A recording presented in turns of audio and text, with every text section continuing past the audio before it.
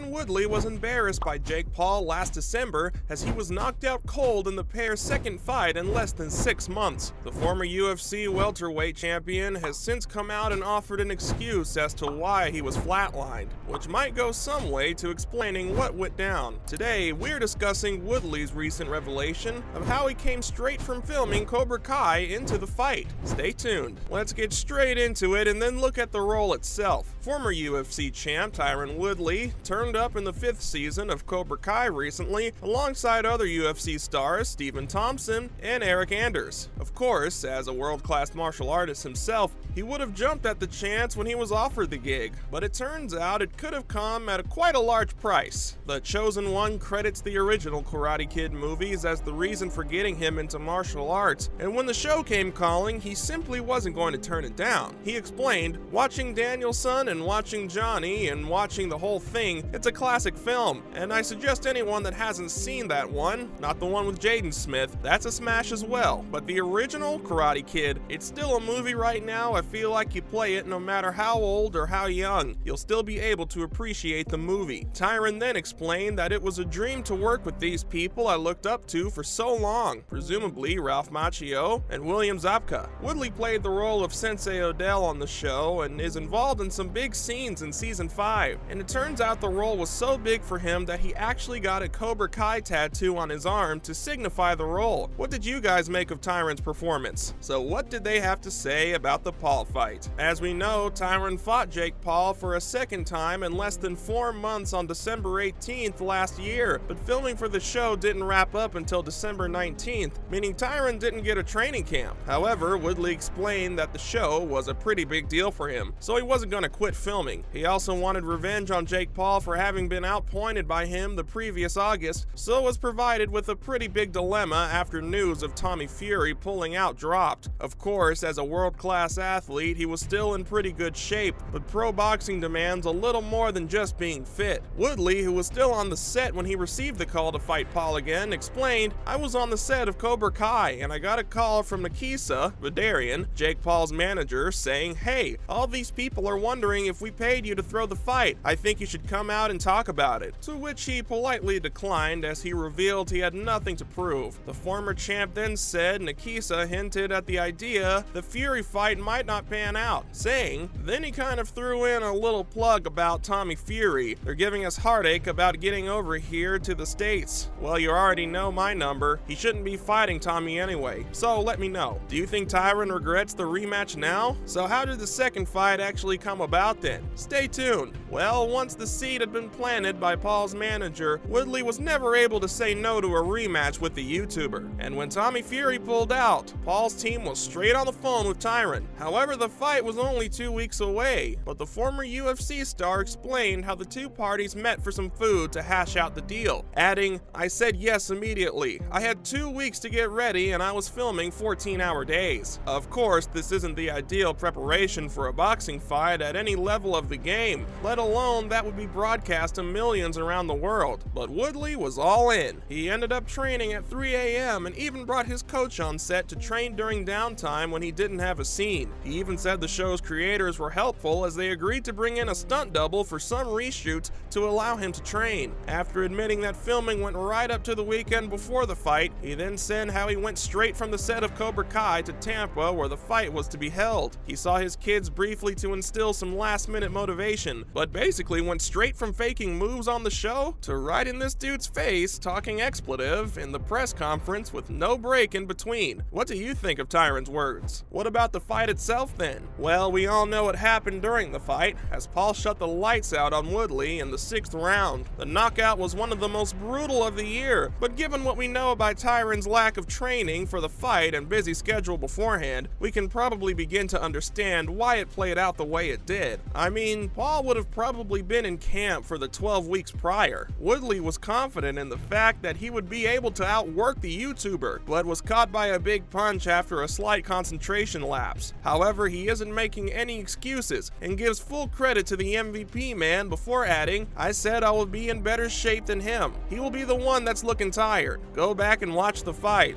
I was winning the fight. I was bullying him. I was walking him down. He looked to be tired." Tyron then suggested that it was just a case of perfect timing as he dropped his hands at the exact time Paul launched his bomb, but suggested it was his own mistake, saying, "I just left my hand down. That's all it was." Woodley was still expected to win the fight given his background, but now we know why he might not have been at the top of his game. Did you guys realize he came in literally with no training? Tyron has spoken about his next steps in boxing. The world looked on in shock last December as Woodley was knocked out cold by Paul, which should have never really happened considering Tyron's status as one of the most dominant welterweight champions in UFC history. But since then, the former Octagon star has taken some much needed time off in combat sports, and he seems to now be in a better place mentally. It is thought that he will likely make his boxing return in 2023, and he revealed earlier this week that he will never walk away in the face of adversity, explaining that it is now time to return to the game. He spoke of wanting to show people what he can do and go out with a bang, comparing his path to that of Paul's next opponent and former UFC champ Anderson Silva. Tyron said, "I want to be seen as a person that didn't give up, didn't quit, came back. Oh my effing god, I can't believe he did that." Anderson Silva's living that life right now. That's kind of what I'm envisioning right now. I want to make 7 or 8 figures no matter where I'm fighting at, whether it's in the backyard or anywhere, because I deserve that. I mean, it's good that he isn't letting the shot KO bother him any longer, but we're not sure he is an 8-figure boxer. What do you guys think?